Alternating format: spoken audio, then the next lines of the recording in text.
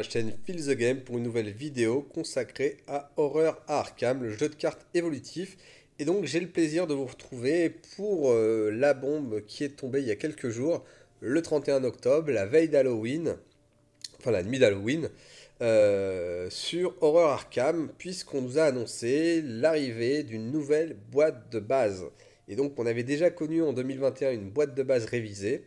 On a vu la boîte de base tout court en 2016 quand le jeu était arrivé. Et donc pour les 10 ans, visiblement tous les 5 ans, on a le droit à une nouvelle boîte de base. Sauf que cette boîte de base va être complètement différente.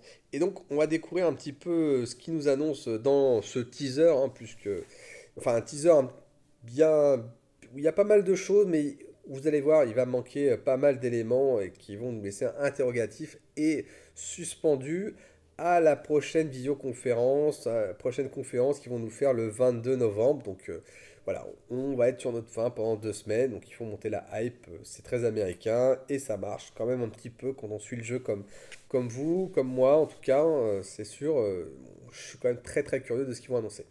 Alors, cette boîte de base s'inscrit en termes narratifs dans plusieurs mois après que les habitants d'Arkham ont reconstruit leur ville après le passage dévastateur de Cthulhu. Donc, Riverton est toujours sous les eaux et d'anciens notables sont tombés en disgrâce et une grande partie de la ville est en ruine. Malgré le chaos, la vie reprend son cours et lorsqu'une nouvelle vague de disparition plane sur cette ville dévastée, il revient à une poignée d'enquêteurs déterminés de résoudre le mystère avant qu'il ne soit trop tard. Le monde a changé, une page est tournée et maintenant un nouveau chapitre s'ouvre.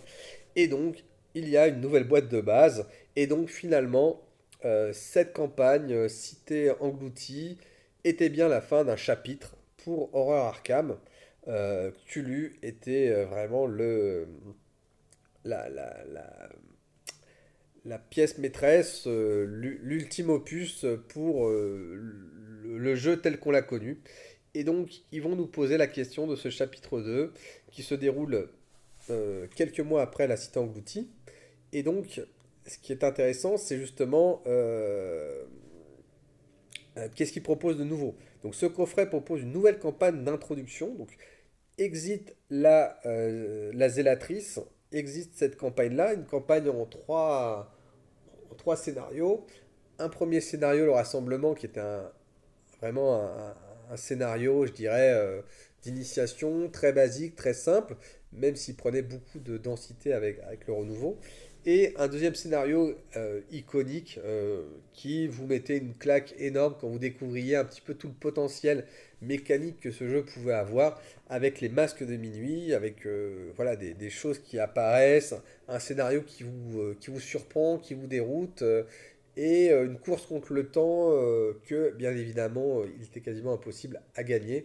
Donc vraiment un speed. Et enfin, un troisième scénario, le dévoreur du dessous, qui était un peu aux fraises dans le sens où il était quasiment ingagnable, sauf en utilisant Lita Chandler, et donc qui sous-entendait que vous ayez fait ce qu'il fallait pendant le scénario pour avoir Lita Chandler, et en espérant pouvoir la voir dans votre main de jeu, donc quelque chose d'un peu aléatoire, et donc qui rendait ce troisième scénario euh, désespérant. Donc c'était un peu le but du jeu, c'est de vous frustrer et donc vous donner envie d'y rejouer pour voir comment vous pouviez battre le dévor du dessous, mais bon, c'était quasiment impossible, en tout cas avec un set de base, donc il vous donnait vraiment l'envie d'acheter la campagne suivante.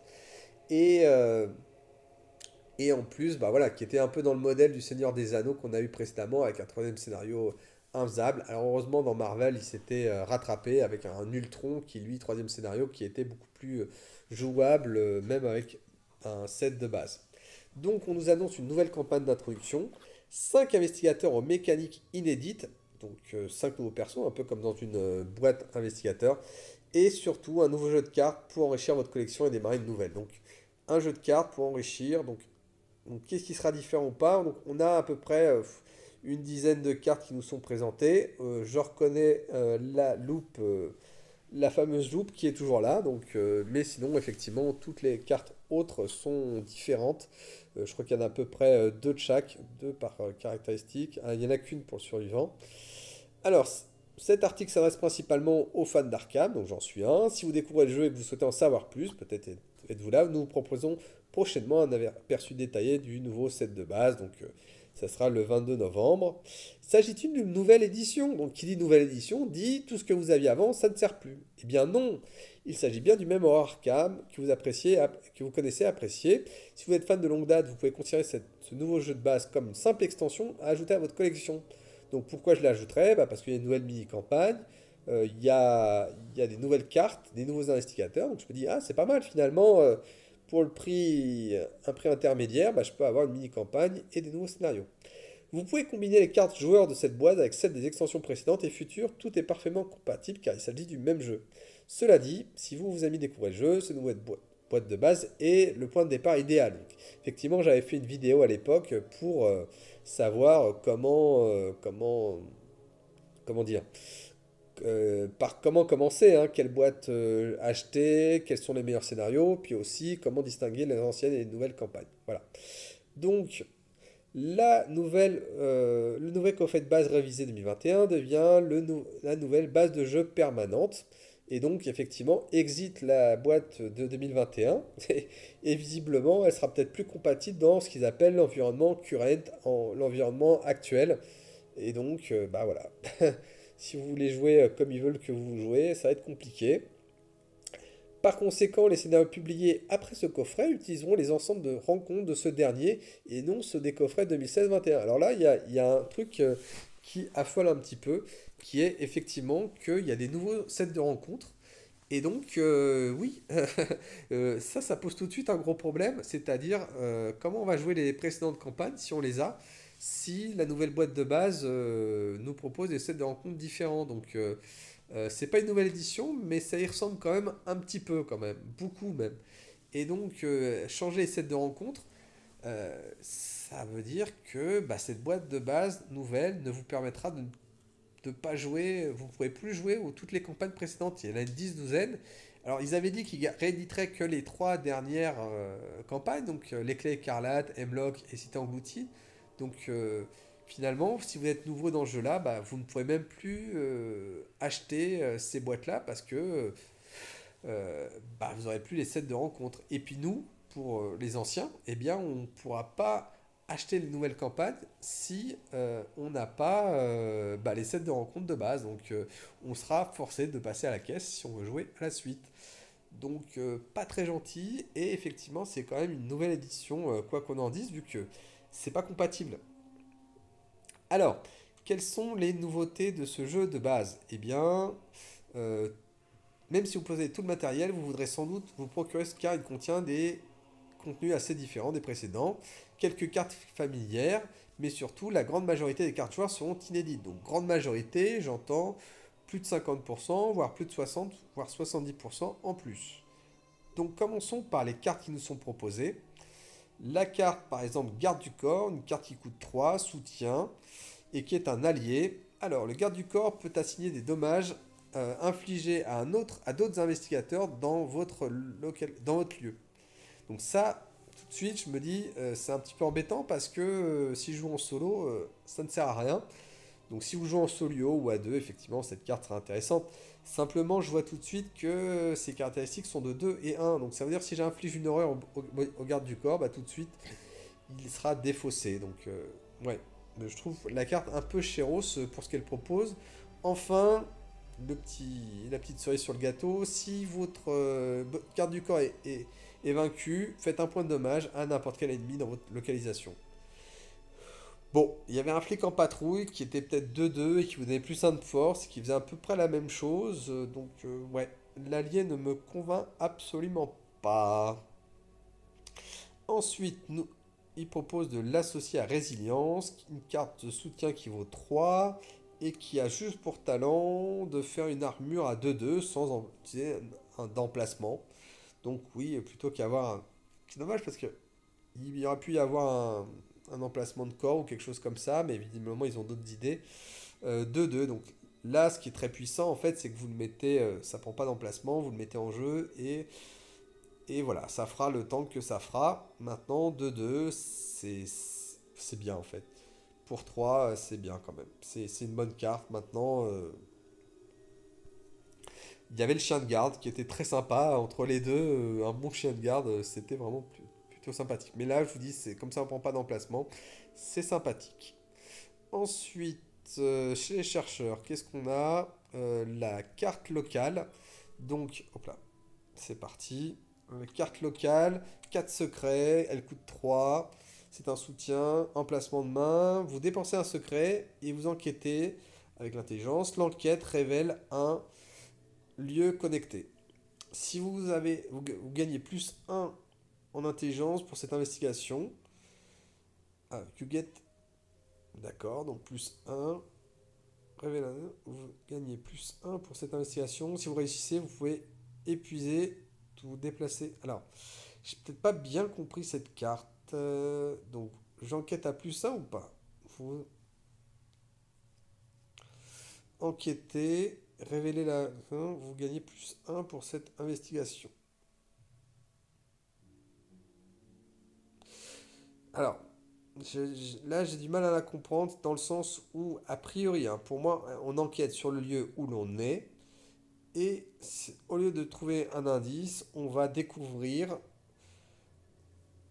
une...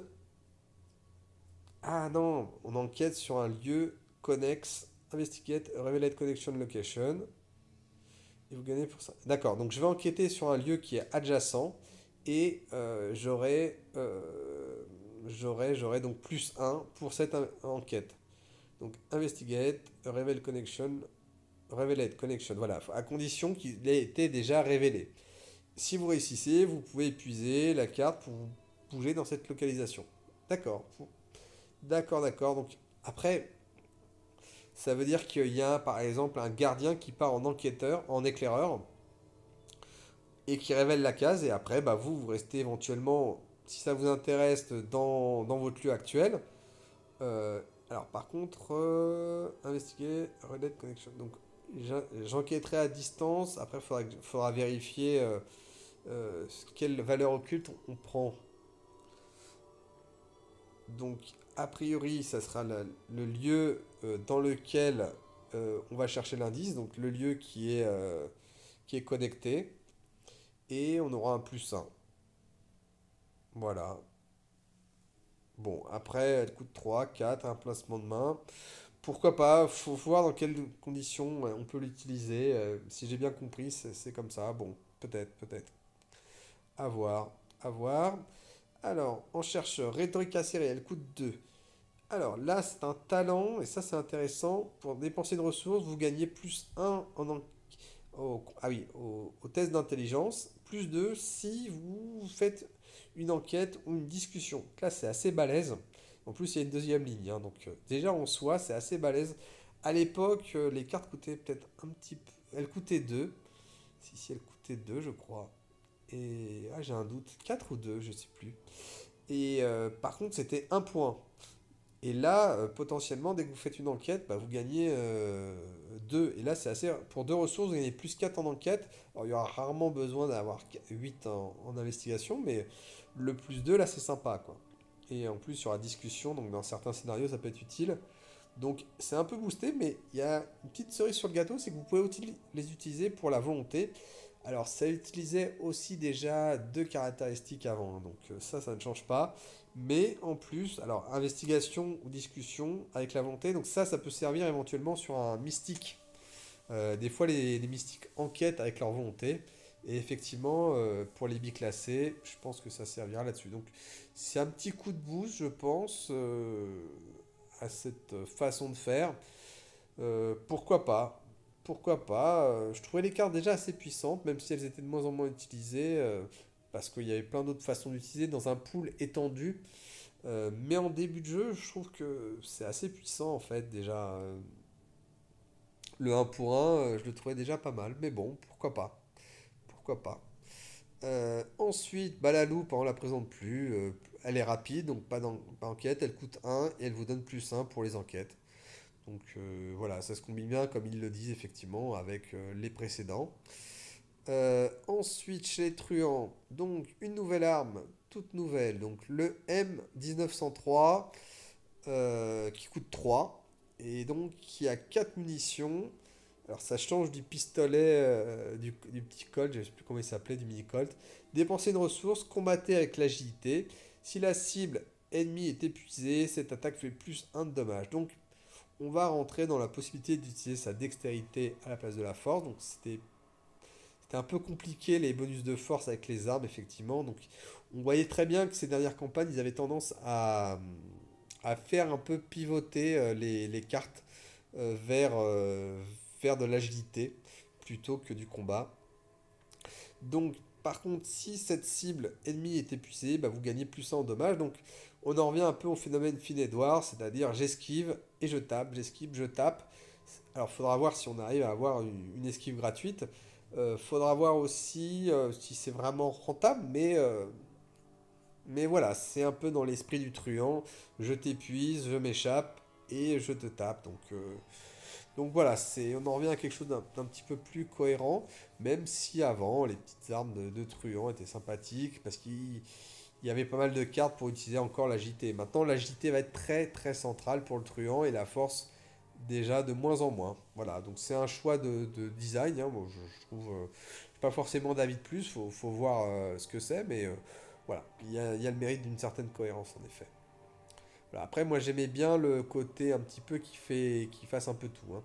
Ensuite, Olivier Bishop, qui est un allié qui a plus 1 en agilité, donc ça c'est toujours puissant, les alliés qui vous donnent des bonus de caractéristiques, surtout qu'on l'a vu, l'agilité va être très centrale.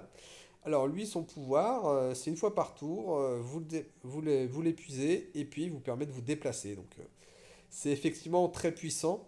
Il a 2 et 1, donc il pourra toujours tanker un point de dégâts. C'est un allié. Donc dit comme ça, il est très puissant. Mais moi j'ai en tête la problématique de Léo Deluca qui coûtait 5 par contre, mais qui vous donnait une action supplémentaire. Et une action, ça peut être tout, hein, jouer, prendre une ressource, vous déplacer, etc. Donc enquêter, c'était ultra puissant et ça faisait un allié un petit peu plus unique. Là, même si son pouvoir est assez puissant, il donne de la mobilité au truand, ce qui n'est pas incohérent. Il vous donne de l'agilité, qui a un gros boost pour faire tout, vu que visiblement l'agilité va un peu tout faire chez le truand.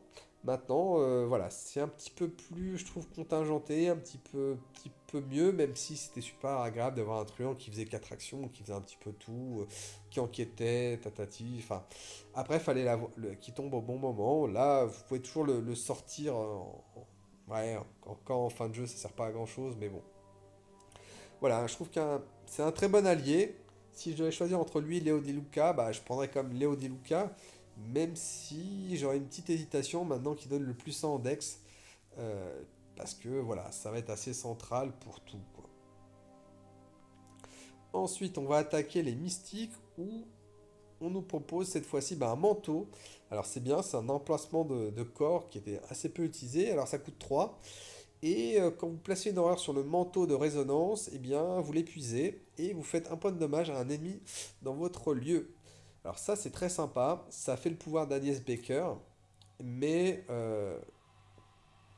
l'avantage c'est que c'est sur un objet, c'est pas vous. Alors Agnès Baker a quand même pas mal de marge pour, comment dire, pour son horreur, mais ça pouvait commencer à être problématique de taper là-dedans. Là, vous aurez carrément un objet, et puis bah, vous aurez l'opportunité au bout du bout, un, d'encaisser de l'horreur, et deux, de balancer des points de dommage. Donc, une très bonne carte qui avait déjà été peut-être designée avant, je sais plus, mais voilà, je trouve que c'est bien à propos. Donc, le mystique va, avec cette carte, va prendre un petit peu plus de boost. Le rempart de protection, le mot de protection, voilà, c'est une carte essentielle.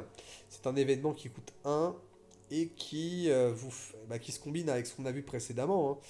Si vous annulez une carte prêtrice, en soi qui est déjà très puissant, je pense qu'ils sont arrêtés là. Mais là, vous prenez une horreur, ce qui, avec le manteau, vous donne un petit avantage de pouvoir faire un dégât à un adversaire. Donc, cette carte que je mettais dans tous mes decks mystiques, hein, de toute façon, même les non mystiques qui y avaient accès. Ensuite, la flamme cosmique, qui est un soutien qui prend une arcane et qui coûte 3, et donc là qui va être une petite révolution. Alors 3 charges, vous pouvez combattre avec la volonté. Si vous réussissez, vous pouvez dépenser une charge. Et donc là, la révolution, elle se fait là. C'est vous pouvez dépenser, vous n'êtes pas obligé. Donc ça veut dire si vous arrêtez là, bah, vous combattez avec votre volonté. Donc ça veut dire que maintenant, le mystique, dès qu'il aura cette carte poser, et il faudra qu'il la trouve, je pense elle est assez fondamentale, et ben il pourra taper. Alors il fera qu'un point de dégâts, ce qui n'est pas assez à Arkham évidemment, et puis il faudra voir si les monstres seront boostés, mais il pourra se battre sérieusement et choisir d'éventuellement faire un point de dégâts supplémentaire. Donc vraiment un changement de paradigme, je pense, pour le mystique avec cette carte-là. Alors on l'avait vu dans le cercle brisé au niveau de l'enquête, il y avait une carte qui permettait effectivement d'enquêter dans un lieu, et elle était pétée en plus cette carte. Elle cassait pas mal le jeu, mais bon, après... et vous pouviez enquêter avec la volonté un petit peu partout où vous vouliez, quoi. Donc là maintenant, bah, vous l'avez pour le combat, ce qui est peut-être moins critique ou essentiel que l'enquête, mais qui est quand même très utile d'enquêter, surtout quand vous jouez en solo, parce que, enfin de combattre, hein, mais des fois vous avez besoin de combattre, de faire un ou deux points de dégâts avec votre personnage, donc là ils le mettent dès le début, donc tant mieux. Alors une petite contrainte, si vous révélez un pion crâne durant ce test, retirez une charge, et si vous ne pouvez pas le faire, vous prenez un point de dégâts. Donc voilà, alors sachant que les dommages sont plus critiques que les horreurs. Donc voilà, dès que vous avez une charge, vous pouvez vous calmer éventuellement sur cette carte. Et dès que vous tombez à zéro, bah, vous comprenez que là c'est un peu critique. Donc vous l'utiliserez qu'à escient. On va dire que en dernier recours pour quelque chose. Mais voilà, une carte très sympathique qui révolutionne un petit peu le mystique, qui va reprendre vraiment beaucoup plus d'épaisseur dès la boîte de base, hein. Donc ça c'était la flamme cosmique. Ensuite, chez les survivants, alors là, vous avez un allié qui fait un peu le café, qui coûte 3 soutien, qui est 2-2, et par contre son pouvoir il est très simple, en début de tour, bah, vous soignez un dégât ou une horreur, donc c'est ultra puissant. Il y avait déjà Peter Sylvestre qui était hyper puissant, mais qui lui ne tapait que les horreurs, donc ça vous crée toujours la problématique des dommages. Et là, ils ont dit, bah voilà, tant pis. Alors, il n'y a plus le bonus de plus 1 en agilité, éventuellement en version PEX, plus 1 en volonté, mais en carte de base, bah, vous l'avez directement. Alors, les personnages biclassés, franchement, ils sauteront sur ce personnage. Je sais pas pourquoi ils ont fait ça, mais en tout cas, voilà. Alors, c'est vrai que si vous prenez 2 points de dégâts, 2 horreurs, vous pourrez encaisser que 1-1 et vous prendre 1-1. Mais c'est vraiment un amortisseur incroyable. Il y aura forcément des temps morts pendant la partie où vous allez vraiment le faire récupérer jusqu'au bout. Et puis en fin de partie, bah tant pis, vous pourrez le sacrifier s'il y a besoin. Mais bon, voilà. C'est dommage, je pensais qu'ils allaient un peu comme ils avaient fait avec Olivier Bishop, restreindre un petit peu certaines cartes qui étaient pétées. Il y a Milan Christopher qui était pété aussi, Léo De Luca qui était pété, Peter Sylvestre. Mais là, ils ont refait une carte fracassée, tant pis. Voilà, donc pour moi, hein, cette carte sera obligatoire à mettre dans tous les survivants, et si vous pouvez y avoir accès, bah voilà, ça va un petit peu vous résoudre tous vos problèmes de dégâts et d'horreur. Alors, effectivement, il n'y a pas que les dégâts et l'horreur, il peut y avoir des enquêtes, des choses comme ça, mais bon, je trouve la carte vraiment un peu trop importante pour un survivant. Enfin, une nouvelle carte survivant, c'est l'instinct de chasseur. Elle coûte 2, c'est un soutien, pas d'emplacement. Limité à 1 par investigateur. Vous avez 3 ressources, vous pouvez mettre 3 ressources dessus. S'il n'y a plus de ressources, vous la défaussez. Alors son effet, après que vous ayez engagé un ennemi, alors bon, voilà, ou qu'un ennemi vous engage, hein, c'est réciproque en fait, dépensez un supply. Donc en fait, vous subissez un petit peu, je dirais, cet événement-là pour pouvoir l'utiliser. Ou vous pouvez vous jeter sur un ennemi pour le mettre avec vous. Et vous ajoutez un événement niveau 0 de votre pile de défausse à votre main. Donc ça sous-entend de poser cette carte, d'avoir des événements, de jouer donc avec des événements de niveau 0. Alors, c'est assez puissant, surtout qu'il vous donne tout de suite un peu le tuyau de comment l'utiliser avec réserve d'urgence qui vous fait gagner 3 ressources. Donc l'exemple est intéressant, mais je le trouve un petit peu bizarre parce que ça voudra dire qu'on va avoir un survivant avec beaucoup de ressources. Vous voyez, il vous tuyaute pour que vous ayez un survivant plein de ressources, sauf que à la base, le survivant, il avait surtout des cartes un peu cheap qui coûtaient pas très cher. Donc voilà, un petit peu bizarre, mais pourquoi pas, hein, c'est peut-être un redesign du survivant. En tout cas, ça donne le sentiment, quand on regarde un petit peu toutes les cartes qu'ils nous ont présentées, d'un bon petit coup de boost pour chacune des classes, hein. Alors, bon, le gardien, pas trop. Le chercheur, sans plus. Mais surtout, bah, le truand qui va pouvoir avoir une arme qui utilise la dextre. Le mystique, qui lui, a quand même la flamme cosmique qui va être vraiment très utile. Et bon, le survivant avec son Alexei, ouais, problématique. Alors, qu'est-ce qu'il nous propose d'autre? Alors, il nous propose maintenant une nouvelle campagne qui s'appelle Les Frères de Cendre. Donc, une série disparitions plane sur Arkham, vous poussant, vous et vos collègues, à retrouver le mystère. J'aimais énormément le début du rassemblement parce que c'était vraiment très très immersif. Alors, composé de trois scénarios, cette mini-campagne est idéale pour initier les nouveaux joueurs. Oui, oui, oui, oui, oui. Et en parlant de récompenses, eh bien, c'est là que vous allez avoir une carte un petit peu fofolle, un petit peu nouvelle. L'un des nouveautés majeures du chapitre 2 est l'introduction de cartes récompenses. Ces cartes spéciales, comme son nom l'indique, s'obtiennent en récompense pour avoir remporté une campagne. Donc j'imagine cette campagne, cette mini-campagne, il y aura une récompense. Terminer un scénario spécifique. Donc les nouveaux scénarios auront sûrement une petite carte Legacy. Ou remplir d'autres conditions particulières. Donc il y aura peut-être d'autres cartes supplémentaires qui vous permettront, si vous faites ça, ça, ça, de la débloquer pour tout le temps. Vous ne pouvez pas inclure une carte récompense dans votre deck tant que vous n'avez pas débloqué officiellement en jeu. C'est-à-dire dès que vous n'avez pas fait la condition requise. Ces récompenses constituent donc une forme de progression permanente et témoignent de votre talent d'enquêteur. Donc une forme de legacy qui est introduite dans Arkham. Très surprenant, très sympa, une bonne idée, je veux dire, pourquoi pas. Hein. Alors là, il vous propose, le nouveau set de base introduit la première carte de ces cartes récompenses. Donc est-ce qu'il n'y en aura qu'une seule dans le paquet ou deux, trois, je ne sais pas. En tout cas, voilà. Collectionneur, c'est une carte permanente, donc c'est intéressant. Récompense, reward, limité à un par deck et uniquement obtenable à la création de votre deck. Donc c'est-à-dire si vous terminez une campagne avec un personnage, parce que c'était un peu la question que je me pose, c'est je termine une campagne avec un personnage, a priori tout est fait pour que vous le laissez là où il est, quoi, ce personnage. Et donc ça sera en fait un changement d'environnement de jeu avec cette carte-là qui donnera des possibilités. Alors qu'est-ce qu'elle fait? Elle augmente de 5 la carte, la taille de deck, et donc votre investigateur pourra l'avantage d'augmenter cette carte de deck. Alors vous aurez la possibilité d'ajouter une relique ou un charme de soutien, un soutien relique ou charme de n'importe quelle classe de niveau 0 à 3. Donc là, pour l'instant, malheureusement, j'ai pas l'impression qu'on ait vu de relique ou de charme de niveau 0 à 3. Je pense pas qu'elle soit très puissante dans la boîte de base. En sachant que augmenter la taille de son deck, c'est en fait un peu piégeux. C'est-à-dire que comme vous êtes limité à deux cartes qui sont intéressantes, vous allez diluer votre jeu et diminuer les chances de tirer des bonnes cartes qui vous intéressent euh, en contrepartie de ça. Donc attention, c'est pas forcément. Enfin, en tout cas, ça offre des opportunités de deck building qui seront intéressantes et qui attisent un petit peu le.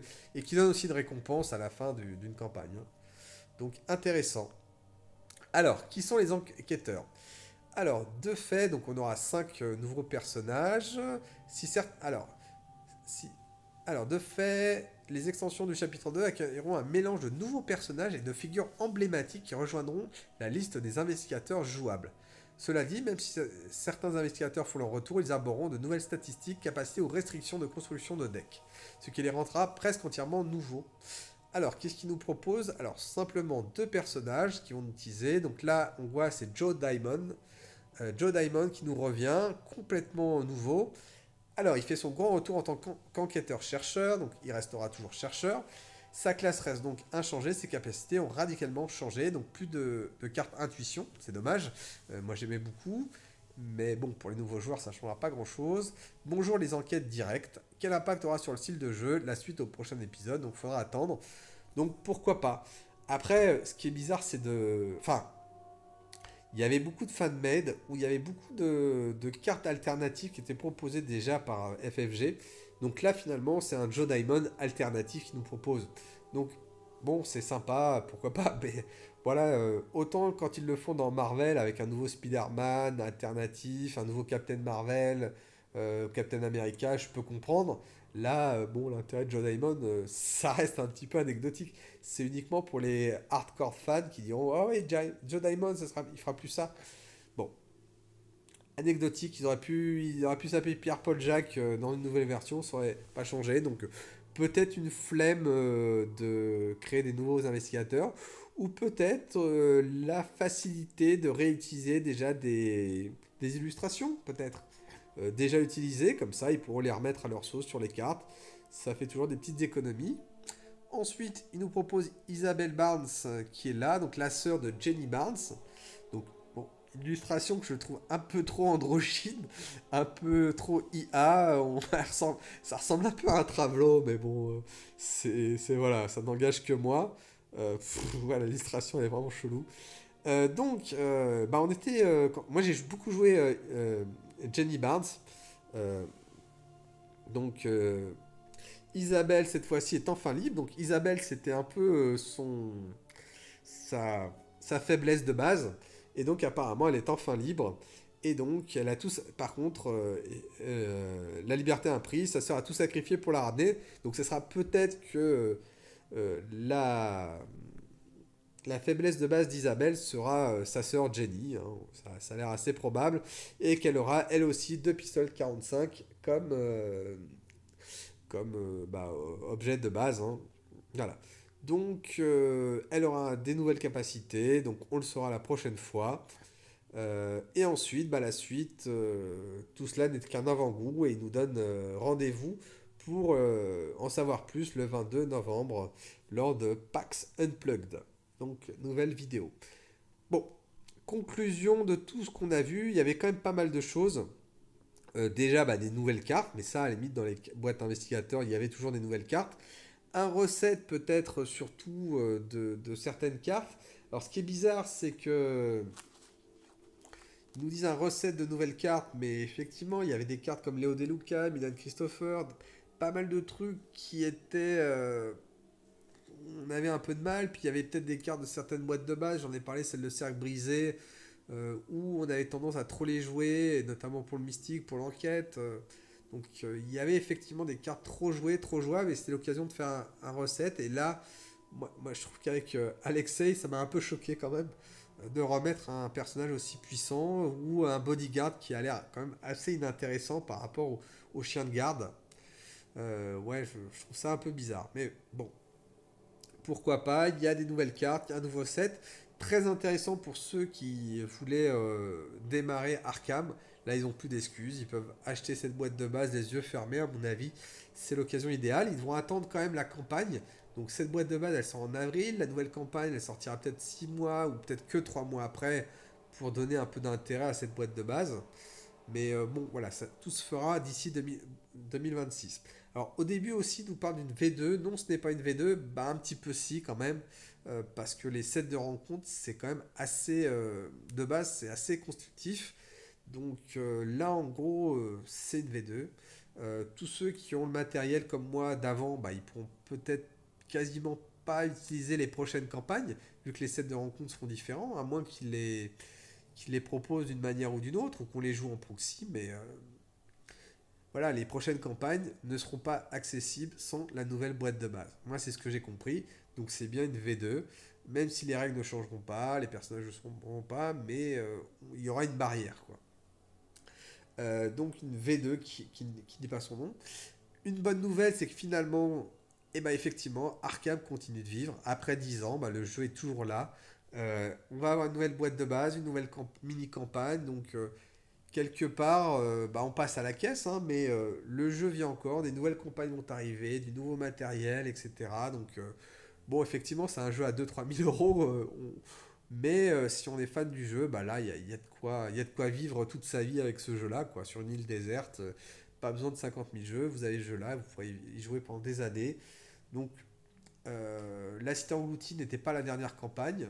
Euh, on va en avoir visiblement d'autres, des campagnes. Alors, est-ce qu'ils vont bien vendre cette boîte? Je ne sais pas. Euh, ils vont peut-être en dérouter certains. Ils vont peut-être réussir à récupérer les anciens joueurs complétistes. Et ça, c'est sûr, il y en aura. Donc, je pense que ouais, elle va quand même bien se vendre. Alors, sur cette nouvelle boîte de base, on va regarder quand même un truc qui s'appelle 70 $. 70 $, c'est quand même 10 $ de plus que la précédente. Donc une petite inflation à 15%. Donc évidemment, FFG ne s'oublie pas. de se payer, quoi. Alors pour le coup, contrairement à l'édition révisée, il y a un travail de design et de création qui est beaucoup plus fort, mais bon, là, on repasse quand même véritablement à la caisse. Bon, voilà, hein, c'est le choix. Est-ce que les anciens achèteront cette boîte de base? Oui et non. Alors, non, si vous dites, moi j'ai tellement de contenu et de matériel, j'ai pas le temps de faire 10 campagnes 10 fois la campagne, donc j'ai tellement à faire, des personnages que j'ai toujours pas joué, etc. C'est un peu mon cas. Donc, elle n'est pas indispensable. Par contre, si vous êtes complétiste, si vous voulez avoir le plaisir de jouer la mini-campagne qui fait que 3 petits scénarios, et bah ça peut être génial, surtout si vous aimez jouer en rétro gaming, c'est-à-dire jouer avec un matériel, et c'est un peu mon cas maintenant aussi, j'arrive pas à gérer l'ensemble de cartes du pool et donc ça me perd complètement, donc plus je joue avec des pools de cartes resserrés, plus pour moi c'est facile de construire mon jeu et de pas m'égarer dans des constructions bon, beaucoup trop. À un moment j'ai envie de jouer aux cartes, j'ai pas envie de passer 5 heures à réfléchir à mon deck. Si j'en passe une demi-heure ou une heure, je suis très content, ça suffit. Maintenant, passer trop de temps, ça m'amuse pas. Donc effectivement, vous achetez la boîte de base, et vous faites du rétro gaming et vous allez racheter de nouvelles boîtes avec du matériel très limité, etc. Ça peut être assez sympa pour reprendre. Maintenant, voilà, depuis plusieurs boîtes de jeux, on se perd de plus en plus. On n'a plus, je dirais, comment dire, cette simplicité de jeu. Donc, on va peut-être y revenir. Les 4 dernières campagnes, c'était des longs textes interminables, des scénarios finalement tordus. Enfin, moi, je suis pas rentré dans les 4 dernières campagnes. Euh, bon, voilà, peut-être revenir à quelque chose de plus simple comme on avait dans Dunwich, Carcosa et Civilization oubliée avec des mécaniques parfois un petit peu originales, mais voilà, pas trop de lieux, pas trop de trucs tordus. Alors oui, il y avait le dernier scénario qui était toujours un peu tordu, mais au moins c'était le dernier scénario, donc on s'impliquait, etc. On était excités, et puis voilà quoi. Donc voilà, une très bonne nouvelle. Arkham continue de vivre. Ça sera mon mot de la fin. Alors si vous avez aimé cette vidéo, n'hésitez pas à la liker. Si vous avez des commentaires, bah, n'hésitez pas à nous donner votre avis sur cette boîte de jeu. Et sur ce, je vous dis à très bientôt.